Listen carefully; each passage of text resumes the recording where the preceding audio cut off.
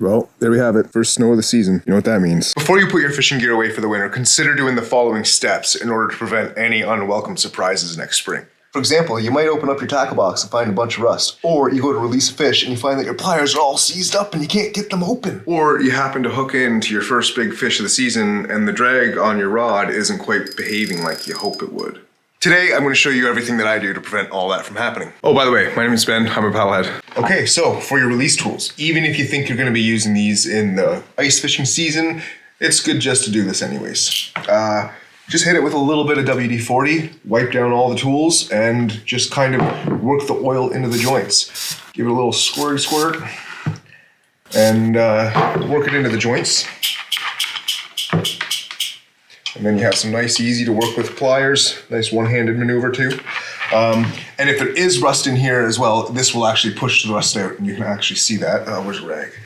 I've actually got some rust coming out of here from the season. It'll also help if your tools are already seized up. But don't just do the joints. Make sure you hit the whole tool.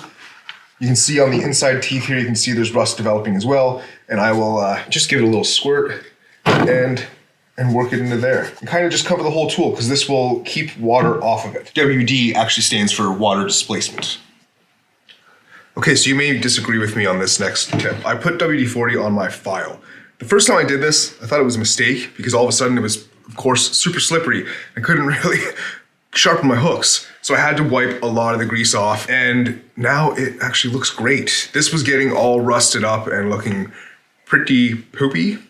So once I hit it with that WD-40, cleaned it up, and it's been kind of keeping that even though it doesn't feel greasy, and definitely getting a good sharpen on the hooks. So up to you though, whether or not you hit your file with WD-40, but I've done it and it's worked for me so far. So don't forget to get your hook cutters and all your release tools, all the joints, all up in here.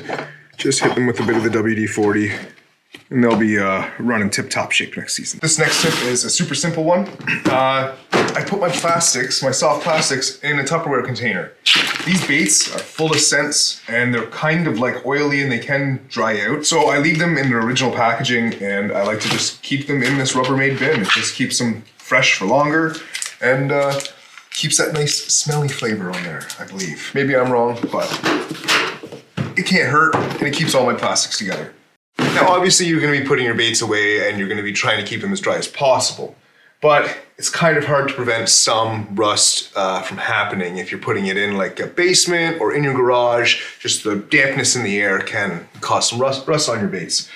So what I do, and Adam actually suggested this to me, is use these silica packs. So you save these from like electronics, or when you buy new products, if they've got metal in them, sometimes they'll have these little packs in them.